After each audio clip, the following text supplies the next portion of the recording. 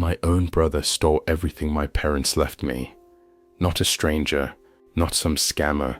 My brother, the same guy who taught me how to ride a bike, the one who used to stand up for me when we were kids, the one who was supposed to have my back no matter what. And when my parents died, he made sure I had nothing left. I wish I could tell you this is just some crazy story I read online, but it's not. This is the kind of thing that changes how you see people forever. Because when betrayal comes from your own blood, it doesn't just hurt, it rewires something inside you. Let me tell you what really happened. My name is Alex. I'm the younger brother, the quiet one, the one who stayed close to home while everyone else went out chasing bigger lives. Jake, my older brother, was the complete opposite. He was the golden child, charismatic, funny, confident, the kind of person who could walk into a room full of strangers and walk out with 10 new friends. Growing up, everyone loved him. And honestly, I did too. Some of my best memories are with him, running around in our backyard, playing games he made up, laughing until we couldn't breathe. He taught me how to ride a bike when I was 7. I still remember falling over and over, and him just standing there, telling me to get back up like it was nothing. That was Jake. Fearless, untouchable. But life has a way of revealing who people really are. As we got older, things started to shift. Jake moved out early, chasing opportunities, always looking for the next big thing. Meanwhile, I stayed, not because I didn't have dreams, but because someone had to be there. Our parents were getting older. Health issues started creeping in. Doctor visits turned into hospital stays. And slowly, the responsibility just fell on me. I drove them to appointments, sat with my dad through long chemo sessions when he didn't have the strength to talk, fixed things around the house, took care of the small details that most people don't even notice. I wasn't doing it for anything in return. They were my parents. That's just what you do. But they noticed. My mom used to tell me quietly, when Jake wasn't around, "You're the one who's really here for us." I didn't think much of it at the time. I just shrugged it off, but they were paying attention. When they wrote their will, they made it clear. The house, their savings, the investments they spent their whole lives building, all of it was left to me. Jake wasn't cut off completely. He got a smaller amount of money and a note that said, "For all the good times." It felt fair. There was no drama, no arguments, at least not at first. Then everything changed. My parents passed away within 6 months of each other. It was the hardest time of my life. Losing one parent is devastating.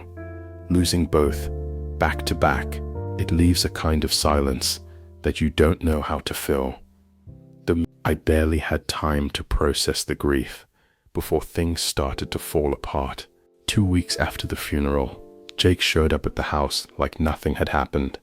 Same smile, same confident energy. He sat down and said, "We need to talk about the will." At first I thought it was just a normal conversation. Maybe he had questions, maybe he wanted clarity. I was wrong. He started saying that our dad had promised him half of everything, that there were verbal agreements, that the written will didn't reflect what was actually intended.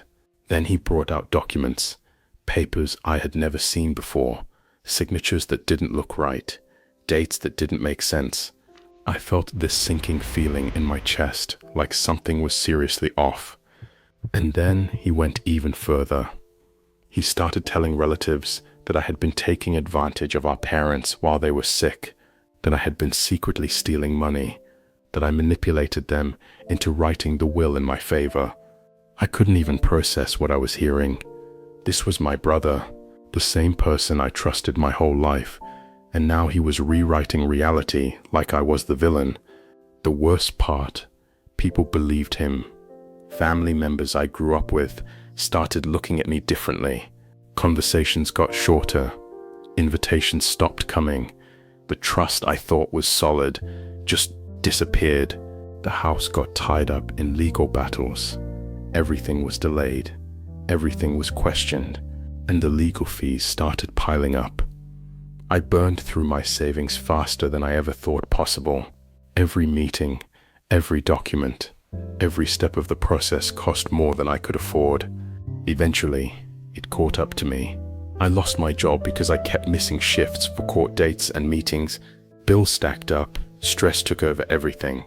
There were nights I sat alone in my car because I didn't know what else to do. Meanwhile, Jake was living like nothing had happened, posting pictures from trips, smiling, enjoying life, using money that wasn't his. That's when I hit my lowest point. I remember sitting there one night, just staring ahead, asking myself how things got this bad, what I did to deserve it, how someone I loved could turn on me like that. And then something changed. Not all at once, not in some dramatic moment. Just slowly, I stopped reacting. I stopped trying to defend myself to people who had already made up their minds. Instead, I started paying attention.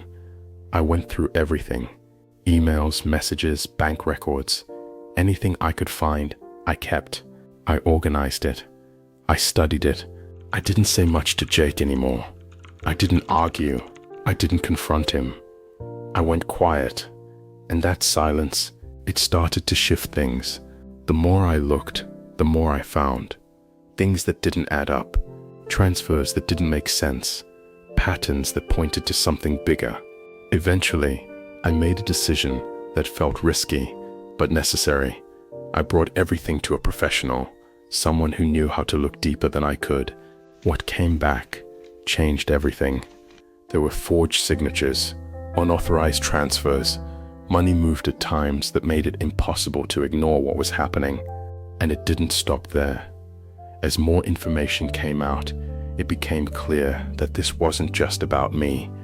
The same patterns showed up in other areas of his life. Business dealings, financial records, it was all connected. For a moment, I felt overwhelmed again, like I was too deep into something I couldn't control. But then I realized something important. I didn't need to fight louder. I just needed to let the truth be seen. So I started sharing what I had, carefully, quietly, one person at a time. No big confrontations, no emotional speeches, just facts. And slowly, things started to shift. People who doubted me started asking questions. Some of them came back and apologized. Others just went silent. But the narrative was changing, and then everything escalated. Investigations started. Questions came from places Jay couldn't ignore. The confidence he had at the beginning started to crack. He reached out to me, called, messaged, tried to talk like we could fix everything, but it didn't feel the same anymore. Because by then, it wasn't just about us. It was bigger. What happened next happened fast. Legal pressure built up. Financial consequences followed. The life he had been showing everyone started to fall apart, piece by piece. Things he thought he could control slipped out of his hands. And eventually, everything caught up to him. Not because I forced it, but because the truth has a way of doing that on its own. The last time he reached out, it was different. There was no confidence, no control, just desperation. And for a moment, I didn't even recognize the voice on the other end. It's strange how things come full circle, how quickly roles can reverse. I didn't feel victorious. I didn't feel satisfied. Just quiet, because in the end, I didn't need to destroy anything. I just stopped protecting someone who was willing to destroy me, and the rest took care of itself. If there's one thing I learned from all of this, it's that betrayal doesn't always come from enemies. Sometimes it comes from the people you trust the most, and when it does, it changes you. But it also teaches you something. You don't always have to fight back the way people expect. You don't have to scream. You don't have to chase revenge. Sometimes the strongest move you can make is stepping back and letting reality catch up to them, because it always does. If you've ever gone through something like this, I want to hear your story. Drop it in the comments. I read them all, and I know a lot of you have been through things that are just as intense, if not more. If this story hits you, take a second to like the video. It really helps more than you think. Subscribe to Karma Tales Anon for more stories like this every week, and share this with someone who needs to hear it. Because no matter how long it takes, what goes around always comes back around.